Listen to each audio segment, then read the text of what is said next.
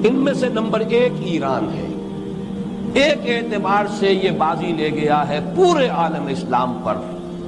اس حقیقت کا اعتراف کیے بغیر نہیں رہا جا سکتا، پورے عالم اسلام میں یہ واحد مسلمان ملک ہے جس نے بہرحال اپنی شریعت اپنے عقائد کے مطابق ایک مذہبی انقلاب برپا کیا،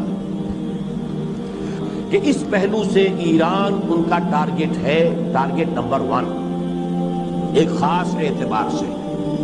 ٹارگٹ نمبر 1 ایک دوسرے اعتبار سے ہم ہیں، وہ میں بعد میں عرض کروں گا۔ چونکہ حکومت کی سطح پر فنڈامنٹلزم ہے اور وہ آیا ہے ایک عوامی انقلاب کے نتیجے میں، پھر ان کے پاس تیل کی دولت ہے، اس کے خلاف اکنامک سینکشنز بھی ہو جائیں تو اگر لیبیا کھڑا ہو سکتا ہے تو بہرحال وہ بھی کھڑا ہو سکتا ہے۔ یہ ہے ایران کا معاملہ۔ نمبر 2 پاکستان۔